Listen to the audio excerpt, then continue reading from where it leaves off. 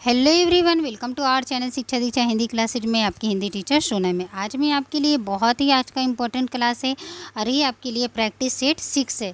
Practice set 5 तक मैं करा चुकी हूँ। आज हम लोग 6 करेंगे। आज आपके लिए बहुत ही इंपॉर्टेंट क्लास है और मैंने जो है जितने क्वेश्चन लिए हैं सब जो है चुना हुआ क्वेश्चन है, किसी न किसी एग्जाम में पूछा हुआ है। तो एक एक क्वेश्चन आपके लिए बहुत इंपॉर्टेंट है। आप इसे जो है नोट डाउन करके रखें या फिर आप इसे जो है एक तरह से याद करते हुए चलें। और साथ में बहुत सारे लोगों का कमेंट आ रहा है कि मैम जो 1 नंबर वाला क्वेश्चन, जैसे मैं अभी जो प्रैक्टिस सेट में क्वेश्चन रहता है उसका क्वेश्चन कराइए आप, या फिर आप 100 क्वेश्चन कराइए। तो देखिए 100 क्वेश्चन करने से ये नहीं होगा। आप मेरे क्वेश्चन अगर कर रहे हैं तो आप उसमें एक क्वेश्चन में आप देख रहे होंगे कि मैंने जो है 4 ऑप्शन रखे, चारों ऑप्शन को मैं एक्सप्लेन करते हुए जा रही हूँ। अभी देखिए पहला नंबर का जो प्रश्न है, निम्न में से किस भाषा का विकास सौरसेनी अपभ्रंश से हुआ। तो इसमें 4 प्रश्नों को आप गुजराती के बारे में जानेंगे, पंजाबी के बारे में जाने, मराठी के बारे में जानेंगे, सिंधी के बारे में जानेंगे। तो इस तरह से आप एक प्रश्न में जो है आपको 4 प्रश्न देखने को मिल रहा है, आप 4 प्रश्न की जानकारी प्राप्त कर रहे हैं। तो इस तरह से जो है ये क्वेश्चन जो है ये जो है आपके लिए बहुत यूजफुल है। आप इसे ध्यान से देखिए और साथ में जो है आप नोट डाउन, जो आपको नहीं आ रहा है उसको नोट कर ले ताकि आपको याद रहे। और बहुत सारे कमेंट आ रहे हैं कि मैम PDF कैसे प्राप्त होगा। तो आप जो है मेरे चैनल पे जाके आप देखेंगे, वहाँ पे टेलीग्राम का लिंक दिया हुआ है। अगर वो भी नहीं है तो डिस्क्रिप्शन बॉक्स में जाइए और वहाँ पे नीचे में आपको हिंदी बाई सोनम लिंक दिया हुआ है, उस पर आप क्लिक करेंगे तो सीधे जो है आप टेलीग्राम से जुड़ जाएंगे। वहाँ पे मैं जो है आपको PDF शेयर कर देती हूँ, तो आप वहाँ से ज्वाइन हो जाएँ। आप परेशान ना हो, आप सिर्फ ध्यान लगाकर अपना पढ़ाई को जारी रखें और जो है आप अपना ध्यान से पढ़ाई करते रहें, आप ज़रूर सफल होंगे। और बहुत सारे कमेंट आ रहे हैं कि मैम आपका वीडियो सफिशिएंट है, बस इतना ही पढ़ने से होगा। तो मैं बोल रही हूँ कि देखिए मैंने जो वीडियो बनाए हैं तो सिलेबस पर ही बना है। आपने देखा इधर उधर कुछ भी फालतू नहीं बनाया है, जो भी बनाया है मैंने सिलेबस पर आधारित बनाया। अगर ध्यान से आप उसे करेंगे, एक एक लाइन करेंगे आप और उसे लिखते चलेंगे, आप उसे याद करते हुए चलेंगे, साथ में आप प्रैक्टिस ज़्यादा कीजिए। जितना ज़्यादा प्रैक्टिस करेंगे तो उतना ज़्यादा आपके लिए बेनिफिट होगा, तो ज़रूर होगा, सफल होंगे। तो आज चलिए चलते हैं आज के प्रश्न की ओर। पहला प्रश्न क्या है ये देखिए। पहला प्रश्न आपका है कि निम्नलिखित में से किस भाषा का विकास सौरसेनी अपभ्रंश से हुआ। अब यहाँ पे देखिए ये प्रश्न पूछा है किस भाषा का विकास जो है सौरसेनी अपभ्रंश से हुआ है। ऑप्शन देखिए गुजराती, पंजाबी, मराठी, सिंधी। तो जो है यहाँ पे गुजराती का जो है विकास जो है सौरसेनी अपभ्रंश से हुआ है। तो अब हम जानेंगे कि सौरसेनी अपभ्रंश जो है उसका सौरसेनी अपभ्रंश से जो है किस किस भाषा का विकास हुआ है। तो यहाँ पे गुजराती का हुआ है, पश्चिमी हिंदी का भी जो है ना सौरसेनी अपभ्रंश से ही विकास हुआ है, राजस्थानी का भी जो है सौरसेनी अपभ्रंश से विकास हुआ है। और ब्राह्मण, ये पंजाबी जो आप देख रहे हैं, पंजाबी जो है आपका जो है पैसाची से हुआ है, पैसाची अपभ्रंश से, याद रखेंगे। पंजाबी प से पंजाबी, प से पैसाची। मराठी जो है आपका महाराष्ट्री अपभ्रंश से क्या है, महाराष्ट्री। और सिंधी जो है आपका ब्राह्मण है, क्या है, सिंधी ब्राह्मण। तो इस तरह से आपने यहाँ पे चार जो है आप यहाँ पे प्रश्न जान गए। पहले गुजराती आपने जाना, जो गुजराती जो है गुजराती, पश्चिमी हिंदी, राजस्थानी, ये सब सौरसेनी जो है अपभ्रंश से विकास हुआ है। पंजाबी, तो पंजाबी जो है आपका पंजाबी और लहंदा पैसाची से हुआ है, पंजाबी और लहंदा क्या से, पैसाची से, याद रखेंगे। और मराठी महाराष्ट्रीय अपभ्रंश से, और सिंधी ब्राह्मण से। तो इस तरह से यहाँ आपने देखा कि 4 जो है आप प्रश्न को जान गए। तो इस तरह से मैं क्वेश्चन आप लोगों के लिए लाई हूँ और ये क्वेश्चन बहुत ही बेनिफिट है। और हर ये जो एक क्वेश्चन है ये किसी न किसी एग्ज़ाम में जो है आपका पूछा हुआ क्वेश्चन है, PGT एग्ज़ाम में, TGT एग्ज़ाम में, सारे प्रश्न जो है पूछा हुआ है जिसे मैं लेकर आप लोगों के लिए लाई हूँ। तो आप इसे ध्यान से करें, एक क्वेश्चन बहुत इंपॉर्टेंट है आपके लिए। चलिए आगे चलते हैं। ये देखिए दूसरा प्रश्न पढ़ते हैं। दूसरा प्रश्न आपका है, सूरसागर में जगह जगह दृष्टिकूट के पद मिलते हैं, यह भी विद्यापति का अनुकरण है। सूरदास से संबंधित उक्त विचार किस आलोचक का है। तो ऑप्शन पढ़ते हैं, हजारी प्रसाद द्विवेदी का, आचार्य शुक्ल का, और ब्रजेश्वर शर्मा का, और श्याम सुंदर दास का। तो ये जो है कथन ये किस आलोचक का है, आचार्य शुक्ल का बुक से लिया है मैंने। सूरदास जी के बारे में उन्होंने जो है वहाँ पे वर्णन किया है। तो और जितने भी आपको आचार्य शुक्ल का कोटेशन मिले उसको आप एक जगह नोट कर लें। आचार्य शुक्ल का कोटेशन आएगा ही आएगा एग्जाम में, हर एग्जाम में इसे पूछा ही जाता है, तो बहुत इंपॉर्टेंट है, याद रखेंगे आचार्य शुक्ल, इसका आंसर हो गया। आगे चलते हैं। नाटक जारी है काव्य संग्रह के रचयिता कौन है? नाटक जारी है काव्य संग्रह के रचयिता श्रीकांत वर्मा, चंद्रकांत देवताले, धूमिल जी या लीलाधर जगुड़ी? लीलाधर जगुड़ी। तो नाटक जारी है जो है ये काव्य संग्रह लीलाधर जगुड़ी जी द्वारा रचित है। आग और राख का कवि किसे कहा जाता है? ऑप्शन पढ़ते हैं। दिनकर जी हैं, निराला जी हैं, पंत जी हैं, प्रसाद जी हैं। आग और राख का कवि जो है दिनकर जी को कहा जाता है। किसे? दिनकर जी को। अ कहानी के प्रमुख प्रवक्ता हैं। ऑप्शन पढ़ते हैं। गंगा प्रसाद बीमल, महीप सिंह, गंगा प्रसाद बीमल, महीप सिंह, मधुकर सिंह और शिव प्रसाद सिंह। तो अ कहानी जो है गंगा प्रसाद बीमल इसके जो है प्रवक्ता है। और अ कहानी का जो है कब शुरुआत होता है? 1960। याद रखेंगे 1960। आगे चलते हैं। निम्न में से कौन सा नाटक प्रेमचंद जी का है? तो ये देखिए प्रेमचंद जी का है पूछा है। तो यहाँ पे जितने नाटक दिए हैं उस सबका जो है आपको नाम याद होना चाहिए। जय पराजय। ऑप्शन पढ़ते हैं। जय पराजय, रुपया तुम्हें खा गया, कृष्ण अर्जुन युद्ध और करबला। तो जय पराजय जो नाटक है ये उपेंद्र नाथ का है। किसका है? उपेंद्र नाथ अस्क का। कृष्णार्जुन युद्ध माखनलाल जी का है, माखनलाल चतुर्वेदी का। इस तरह से अगर हम करेंगे तो आपको जो है सारे प्रश्न आप सॉल्व कर पाएंगे। ये चारों ऑप्शन को हमें क्या करना पड़ेगा? क्लियर करते हुए चलना पड़ेगा। कृष्णार्जुन युद्ध माखनलाल चतुर्वेदी जी का है। रुपया तुम्हें खा गया जो है ये किसका है? रुपया तुम्हें खा गया भगवती चरण वर्मा जी का है। भगवती। और करबला आप जानती है ये प्रेमचंद जी का नाटक है। क्या है? तो सही आंसर क्या हो गया आपका? 4 नंबर करबला। क्या हो गया? करबला। आगे चलते हैं। ये देखिए प्रकाशन वर्ष के अनुसार प्रसाद के नाटकों का क्रम पूछा है इसमें। तो चलिए ऑप्शन पढ़ते हैं। सज्जन, विशाख, जन्मेजय का नाग्य, ध्रुव स्वामी। मैंने आपको पहले ही जो है जयशंकर प्रसाद के नाटक को एक ट्रिक के माध्यम से मैंने शॉर्ट्स डाला है, उसमें ट्रिक से बताया है। जयशंकर प्रसाद जी के नाटक बहुत इंपॉर्टेंट है। इसे एक क्वेश्चन आपको नाटक से आएंगे ही आएंगे, इंपॉर्टेंट है, हर एग्जाम में पूछा जाता है। तो इसका जो है मैंने ट्रिक भी बताया है, आपने नहीं देखा है तो जाकर ट्रिक से याद कर ले। ये देखिए सज्जन, विशाख, जन्मेजय का नाग्य, ध्रुव स्वामी। विशाख, ध्रुव स्वामी, सज्जन, जन्मेजय का नाग्य। जन्मेजय का नाग्य, सज्जन, ध्रुव स्वामी, विशाख। ध्रुव स्वामी, जन्मेजय का नाग्य, सज्जन, विशाख। तो सही आंसर इसका क्या होगा? सही आंसर इसका होगा सज्जन। पहले देखिए फर्स्ट नंबर जो है आपका सही है। सज्जन जो है ये कब की है? 1910 की है। 1910 की है। विशाख 1921 की है। कब की? 21 की। और जन्मेजय का नाग्य जो है 1926 की है। कब की? 26 की है। और ध्रुव स्वामी आपको पता है, आपके सिलेबस में है, मैंने पढ़ाया भी है उसको, 1933 की है। कब की? 1933 की। तो आप इसे जो है याद कर लें, बहुत इंपॉर्टेंट है। आप इसमें देखिए 4 प्रश्न आपने जान लिया। सज्जन को भी जान लिया, विशाख को भी जान लिया, जन्मेजय का नाग्य, ध्रुव स्वामी भी जान लिया। इस तरह से जो है हम एक प्रश्न में 4 प्रश्न को सीख रहे हैं। तो इसलिए ये बहुत इंपॉर्टेंट आपके लिए क्लास है। ध्यान से आप इसे करेंगे और याद रखेंगे।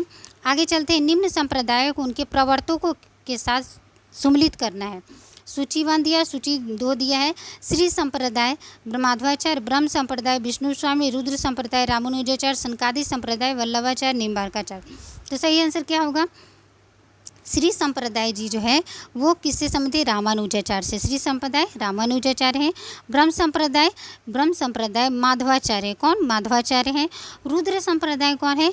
तो विष्णु स्वामी और वल्लभाचार्य दोनों आते हैं। सनकादि संप्रदाय जो है निम्बार्काचार्य आते हैं। इस तरह से जो है आपका आंसर क्या हो गया? 8 का ये आंसर सही है। ठीक है, याद रख लीजिए। श्री संप्रदाय रामानुजाचार्य, ब्रह्म संप्रदाय माधवाचार्य, सनकादि निम्बार्काचार्य, रुद्र संप्रदाय विष्णु स्वामी।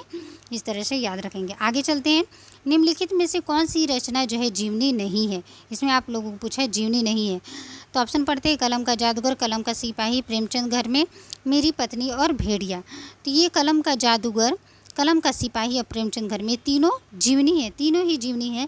लेकिन मेरी पत्नी और भेड़िया ये आत्मकथा है। ये आत्मकथा है। याद रखेंगे, मेरी पत्नी और भेड़िया आत्मकथा है। आगे चलते हैं। सूनी घाटी का सूरज उपन्यास के लेखक।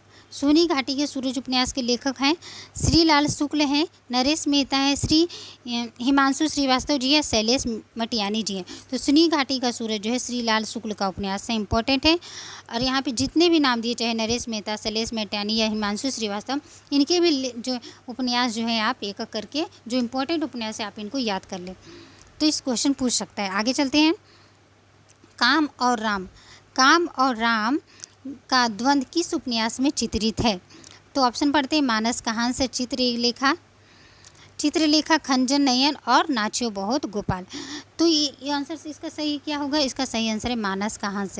अमृतलाल नागर जी द्वारा रचित है मानस कहांस। काम और राम का जो है उसमें द्वंद्व का दिखाया गया। खंजन नयन जो है सूरदास की जीवनी पर आधारित है। चित्रलेखा भगवती चरण वर्मा जी का बहुत ही फेमस उपन्यास है, पाप और पुण्य उसमें दिखाया गया है। तो इस तरह से जो है आप चारों ऑप्शन को क्लियर करते जाएंगे ना, तो आपका तैयारी पूरा क्या होगा?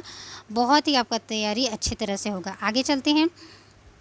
प्रकाशन वर्ष के अनुसार अज्ञेय जी की निम्नलिखित रचनाओं का सही अनुक्रम पूछा है। ऑप्शन पढ़ते हैं, ये देखिए, इति अलम, आंगन के पार द्वार, हरी घास पर क्षण भर, कितनी नावों में कितनी बार। अज्ञेय जी का काव्य आप लोगों को रचना आप लोगों को याद होना चाहिए। अज्ञेय बहुत इंपॉर्टेंट है और आपके सिलेबस में भी अज्ञेय जी का काव्य विशेषता पढ़ना है, उपन्यास के पढ़ना है। तो अज्ञेय बहुत इम्पोर्टेंट है और निबंध के रूप में आपको अज्ञेय जी को पढ़ना है। काव्यगत विशेषताएं आपके सिलेबस में लगी हुई हैं। तो जितने भी अज्ञेय जी की रचनाएं हैं, मैंने शॉर्ट में जो है अज्ञेय जी की रचनाओं पे ट्रिक बना कर डाला है। अगर आपको याद नहीं हो रहा तो ट्रिक से याद कर ले, लेकिन याद कर ले, इससे एक क्वेश्चन आपका आएगा। तो देखिए कौन सा सही आंसर होगा, चलिए बताइए। तो इसका सही आंसर होगा, कौन सा होगा? 3, ये देखिए, इतियलम, हरी घास पर क्षण भर, आंगन खाएं, 3 आंसर सही होगा। इतियलम जो है 1946 की है। कब की है? 1946 की। हरी घास पर क्षण भर 1949 की है। कब की? 1949 की। आंगन के पार द्वार 1961 की है। और कितनी नावों में कितनी बार? 1967 की है। आपको ये दोनों रचनाओं का तो प्रकाशन वर्ष याद होना चाहिए। आंगन के पार द्वार और कितनी नावों में कितनी बार, क्योंकि अज्ञेय जी की इन 2 रचनाओं पे उन्हें जो है कितनी नावों में कितनी बार पर ज्ञानपीठ पुरस्कार मिला है और आंगन के पार द्वार के लिए उन्हें साहित्य अकादमी मिला। तो ये दोनों का प्रकाशन वर्ष याद कर लीजिए, इससे क्वेश्चन आएंगे, पक्का आएंगे। और हो सके तो अज्ञेय जी का जितनी भी रचनाएं हैं काव्य उनका भी जो है आप याद कर लीजिए, कम से कम प्रकाशन वर्ष इंपॉर्टेंट जो है उनकी याद कर लीजिए। आगे चलते हैं। ये देखिए, रीतिमुक्त कविता की प्रमुख प्रवृत्ति क्या है? स्वानुभूति और स्वच्छंदता, अलंकृति, विरोध, वैचित्र्य और विरह अतिरेक। तो चलिए सही आंसर क्या होगा? रीतिमुक्त के बारे में आप लोगों को इसमें पूछा है। तो आप जानते हैं रीतिमुक्त कविता की प्रमुख प्रवृत्ति क्या है? स्वानुभूति और स्वच्छंदता। अब देखते हैं सूर्यकांत यहाँ पे देखिए, गीत गूंज किसकी रचना है? इसमें पूछ रहा है आपसे 14 नंबर में कि गीत गूंज किसकी रचना है। ऑप्शन पढ़ते हैं, सूर्यकांत त्रिपाठी निराला, महादेवी जयशंकर प्रसाद पंत जी। अब यहाँ पे जो है गीत गुंज रचना पूछ रहा है, तो ये गीत गुंज जो है किसकी है? सूर्यकांत त्रिपाठी निराला जी के। सूर्यकांत त्रिपाठी निराला भी आप छायावाद के प्रमुख स्तंभ है, आप जानती हैं। तो छायावाद के जितने कवि हैं, 4 हैं प्रमुख। तो एक तरह से तो इन चारों के जो है आप जो महत्वपूर्ण रचना है उनको याद कर लीजिए, उनसे क्वेश्चन 1 पूछेगा। तो गीत गुंज किसकी रचना है? निराला जी की है। दिनकर की किस कृति का कथानायक कर्ण है? दिनकर की किस कृति का कथानायक कर्ण है? ऑप्शन पढ़ते हैं, कुरुक्षेत्र, रश्मि रथी, परशुराम की प्रतीक्षा, उर्वशी। अब देखिए, तो आप जानती हैं कर्ण किसकी कथानायक है? तो आप जानते हैं रश्मि रथी, बहुत ही इनकी फेमस रचना है रश्मि रथी। और उर्वशी जो है इनकी बहुत फेमस रचना है, जिनको उर्वशी पे ज्ञानपीठ पुरस्कार मिला है। ये एक चंपू काव्य है। तो इस तरह से आप जो है जो फेमस जितने कवि हैं या लेखक हैं उनको कृति को आपको याद कर लेना है। अब देखिए, पूस की रात कहानी का प्रमुख पात्र पूछा है। आप जानते हैं पूस की रात किनकी कहानी है? तो प्रेमचंद जी की कहानी है। प्रेमचंद जी की प्रमुख जो कहानी है, आप उन कहानी के पात्रों को याद कर लीजिए, तो इससे क्वेश्चन 1 आएगा। जैसे माधव, आप जानते हैं माधव कफन आपके सिलेबस में लगा हुआ है। तो माधव किसका है पात्र? कफन का है। हल्कू किसका है? तो पूस की रात का है। सही आंसर ये होगा। अलगू आप जानती है पंच परमेश्वर कहानी का प्रमुख पात्र है। तो जो है प्रमुख कहानी का पात्रों को आपको याद कर लेना है। पूस की रात कहानी का प्रमुख पात्र आप इसका क्या हो गया आंसर बताइए? हल्कू है। कौन है? हल्कू और जबरा। आवारा मसीहा जो है किसके जीवन पर आधारित है? शरत चंद्र, विवेकानंद, महात्मा गांधी और बंकिम चंद्र। तो आवारा मसीहा जो है ये शरत चंद्र जी के जो है जीवन पर आधारित है। आप जानते हैं बहुत इम्पोर्टेंट है आवारा मसीहा जो है रचना जो है, और ये शरत चंद्र जी के जीवन पर आधारित है। आगे चलते हैं। ये देखिए आंसर हो जाएगा 1। आगे चलते हैं। महात्मा गांधी की जीवनी अकाल पुरुष गांधी के लेखक हैं। अकाल पुरुष गांधी के लेखक इसे पूछा आप लोगों से। ऑप्शन पढ़ते हैं, गिरिराज किशोर, जैनेन्द्र कुमार, यशपाल, इलाचंद्र जोशी। तो अकाल पुरुष गांधी ये जैनेन्द्र कुमार जी द्वारा क्या है रचित है। अकाल पुरुष गांधी के लेखक का नाम क्या हो गया? जैनेन्द्र कुमार। कवि वचन सुधा के संपादक, ये मैंने कराया भी आप लोगों को थ्योरी क्लास में भी। चलिए ऑप्शन पढ़ते हैं। भारतेंदु हरिश्चंद्र, राधा कृष्ण दास, अंबिका दत्त व्यास, बद्री नारायण चौधरी। तो सही आंसर क्या होगा? कवि वचन सुधा के संपादक भारतेंदु हरिश्चंद्र हैं। और आगे देखते हैं, निम्न रचनाओं को उनके रचनाकारों के साथ सुमिलित करना है। ये देखिए, सूखी डाली भुवनेश्वर प्रसाद, कारवा उपेंद्र, अश्क बादल की मृत्यु जयशंकर प्रसाद, एक घूट दिया है यहाँ पे राम कुमार वर्मा। तो सही आंसर क्या होगा? इसमें भी हम लोग देखिए, इस प्रश्न के माध्यम से हम लोग इसमें 4 जो है रचनाकार के प्रमुख एकांकी को हम लोग सीखेंगे। तो सूखी डाली किसका है? सूखी डाली जो है आपका उपेंद्र नाथ अश्क का है। किसका है? उपेंद्र नाथ अश्क का है। किसका है? इसका आंसर दूसरा सही है। सूखी डाली उपेंद्र नाथ अश्क जी हैं। कारवा बहुत ही फेमस है आपका भुवनेश्वर प्रसाद जी का है। बादल की मृत्यु राम कुमार वर्मा जी की, अभी एक घूट जयशंकर प्रसाद जी की एकांकी है। इस तरह से इसमें हमने 4 जो है एकांकी के उनके रचनाकारों को हम लोगों ने याद किया है। तो ऐसे क्वेश्चन मैं जो है आपके लिए लेकर आई हूँ, बहुत ये आपके लिए यूजफुल है। अब चलते हैं 21वां नंबर में। देखिए, हमने पानी बरसता हुआ देखा और घर में शरण ली। ऑप्शन पढ़ते हैं। सरल वाक्य, संयुक्त वाक्य, मिश्र वाक्य, इनमें से कोई नहीं। तो आप जानते हैं जिस भी वाक्य में आप देखेंगे बीच में संयोजक जो है और जैसा और शब्द से दो जो है वाक्यों का अगर जोड़ा हुआ हो, जैसे मैं यहाँ देखिए, हमने पानी बरसता हुआ देखा और घर में शरण ली, तो वो जो है संयुक्त वाक्य होगा। क्या हो गया?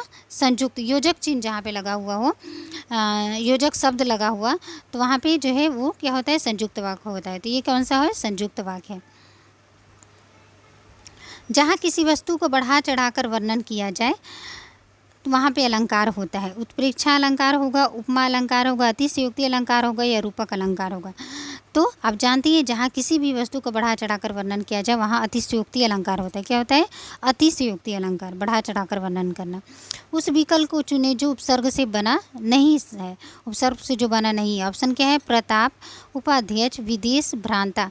तो आप जानते हैं इसमें भी प्र है, इसमें वी है, इसमें उप है, अध्यक्ष बन गया। इसमें भ्राता ऐसा शब्द है जिसमें उपसर्ग से मिलकर नहीं है। तो सही आंसर क्या होगा? 4 नंबर। आगे चलते हैं। निम्न में से कौन सा मध्यम पुरुषवाचक सर्वनाम का सही विकल्प पूछा है इसमें? तो मध्यम पुरुषवाचक वे, तो आप जानते हैं वे क्या है? अन्य पुरुष है। वे ये सब अन्य पुरुष में आता है। मुझे और हमें, ये क्या हो गया आपका जो है? उत्तम पुरुष हो गया, उत्तम पुरुष। और तुम्हारे, यू जिसमें बोल सकते हैं तुम्हारा, तुम, ये सब मध्यम पुरुष में होता है। ये सही आंसर हो गया आपका। निम्न में से कौन सा विकल्प जातिवाचक संज्ञा का विकल्प है? ऑप्शन पढ़ते हैं। गोदान, कोहिनूर, पंकज, मनुष्य। तो आपने देखा गोदान भी एक नाम है, विशेष नाम। गोदान किसकी कृति है? प्रेमचंद जी की बहुत फेमस आप बोल सकते हैं ये जो है गोदान उपन्यास है। कोहिनूर आप जानते हैं हीरा का नाम है। पंकज आप जानते हैं नाम है। तो अगर विशेष नाम हो तो वो व्यक्तिवाचक में आता है। और मनुष्य क्या है? पूरा एक जाति का बोध कर रहा है, मनुष्य जाति का। तो ये क्या हो जाएगा आपका? जाति का बोध करे, इसलिए मनुष्य जातिवाचक संज्ञा होगा। सही आंसर 4 नंबर है। आगे चलते हैं। दिए गए समस्त पद में कौन सा अवयवी भाव समास का विकल्प है पूछा है। यथासाध्य का कौन सा जो है इसमें होगा? यथासाध्य जो है इसका।